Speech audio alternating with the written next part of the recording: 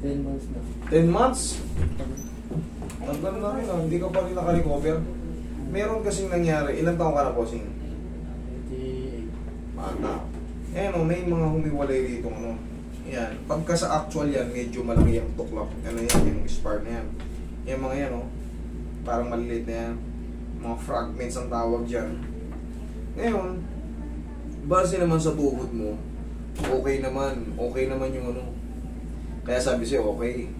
Pero siyempre, yung mga fragments na humiwalay na yan, saan galing yan? Saan galing yan? Ibig sabihin, may na-damage sa mga cartilage. Yung sa piyesa ng tuhod natin. Ngayon, dito, good yan. Pero may mga ligaments tayo, tendons, na maaaring magpasakit.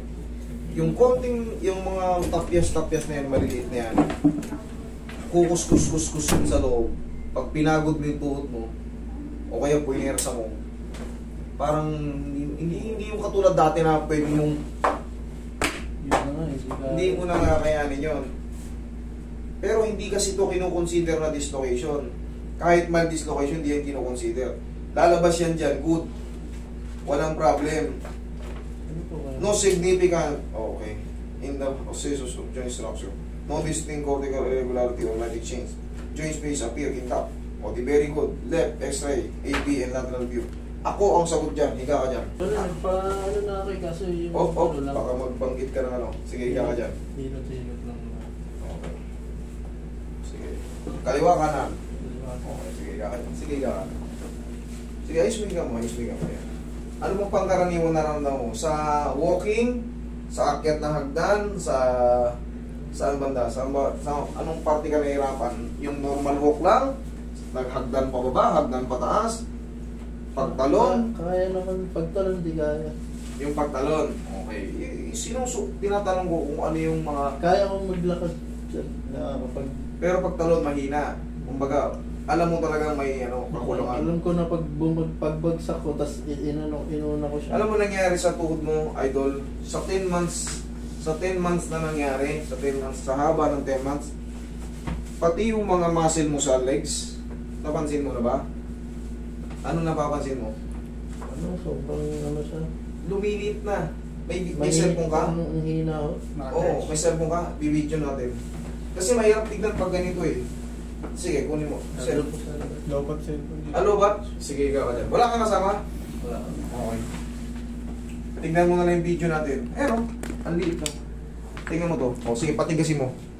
O. Tingnan mo yan. Ano mas malaki? Tsaka yung tigas dito, hanggang dito. Tingnan mo dito. O. Yung cuts, tingnan mo yung cuts nito. O, tingnan mo, may cuts pa ba dyan? Diba? Ayan. Unti-unti nang lumiliit. Higa ka. Pero that's normal. Makakabalik din yan. Gusto mo na agad malaman kung ACL. Shortcutin natin. Para malaman mo kung ACL. Sana, wag. Ito ang testing ng ACL. Kumbaga, ito ang pag-check ng ACL. Pag ito umangat, yari ka. Pag hindi umangat, huwag mo lalabanan na. Sa assessment ko, hindi siya putol. Ayan o. Dapat siyang gaganon yan o. Mga ngalaki yan. Hindi siya maaaring partial lang. Hindi siya totally naputol. Maraming kasing ligaments dyan. May tinatawag na ACL, tama ka, PCL, MCL, LCL, PL, transverse yung pag-ganon. Pero siyempre, negative. Nag-negative ka sa putol ng mga maaaring partial lang. Relax lang.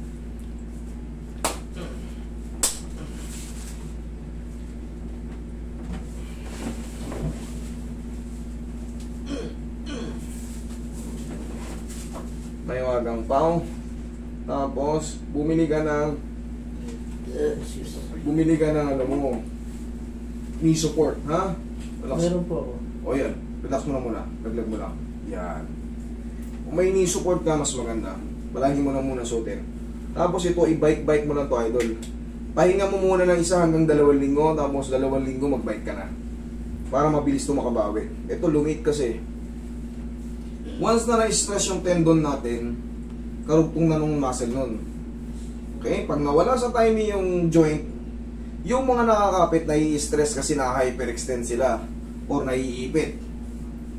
Pagka nangyari yun, siyempre, etong mga to, hindi magde-develop. Kasi stress yung tendon mo, yung muscle maapektuhan. Pag na-stress yan, unti-unti yan makikita mo nagbabago. Hindi makakahabol dito kasi ito. Hindi nagde-develop, ito nagde-develop. O siyempre, malaking epekto yun sa'yo. Pero ang sagot pa rin dyan, kailangan maayos to para maging healthy yung mga nakakapit. Ganun ang ano dyan.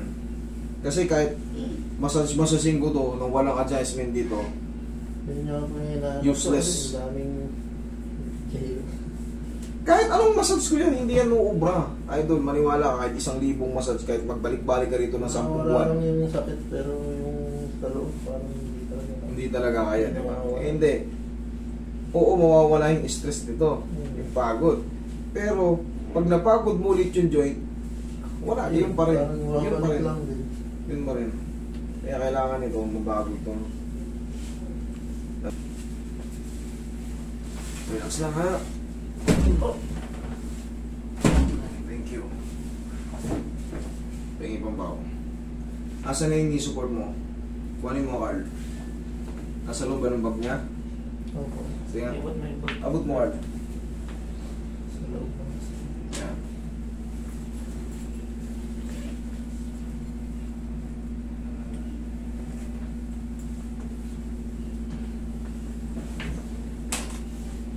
Ano yan?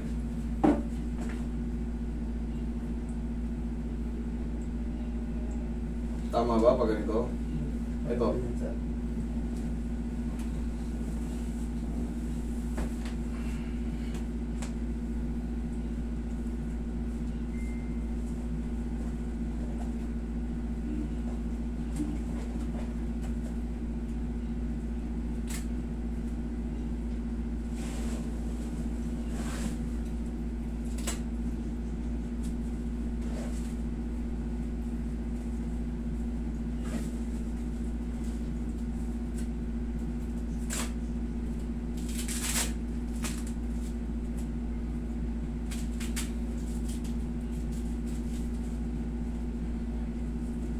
Tigasan mo to.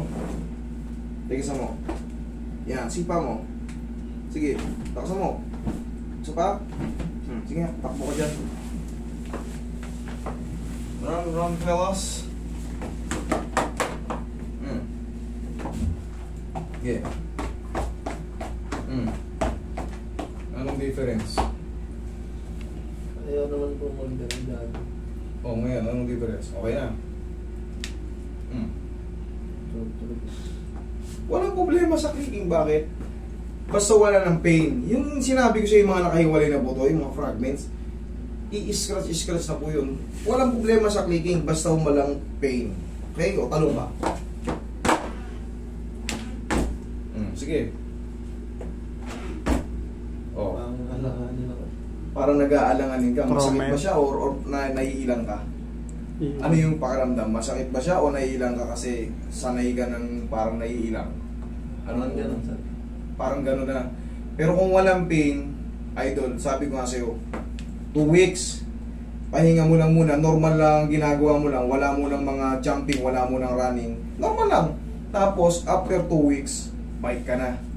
Para yung naging weak na muscle mo, makarecover. Okay? Mabilis lang yung makarecover. Mga 1.5 months, balik na yung muscle niya. Tapos, magkakakain ka lang ng mga high protein. Healthy ka naman eh. Tsaka yung tuhod mo, maganda pa yung lining.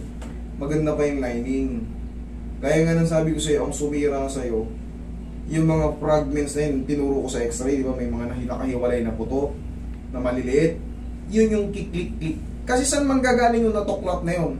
Saan manggagaling yun? Di kundi din sa loob din ng piyesa mo yan. Kaya ngayon, kahit sa akin may tumutunog, walang problema yung tumutunog. Yan o, hawak mo. Hawak mo yung tuhod ko. Walang problema yung tumutunog. Alanganin talaga paano. Ngayon, ang mangyayari dyan, pag nung ano kasi parang nadobling ano to eh. nadoble yung pilay niya. Oo. Nung nangyari, anong ginawa mo? Anong ginawa mo? Yung nagpa-therapy ako, kala ko okay na. binasketball mo. Pero, Ganito nga ang gagawin mo. Maniwala ka sa akin kasi nga, pumikit dito na. hindi naman yan ano eh, napakarami. Sa'yo, simple lang yung hinahandle sa'yo, yung kumaga. Ang tamang ano dyan, 1 week to 2 weeks, pahinga mo. Ang normal lang, kung ano yung ginagawa mo lang. Tapos, sumunod doon, bikein mo na siya. O kaya, kung ayaw mo mag-bike, ganito. Para magkaroon ng, yung quadricep mo, kumbaga self exercise, self therapy para mag-recover yung muscle. Okay, kung wala na masakit, ayos na yan idol. Okay? Thank you.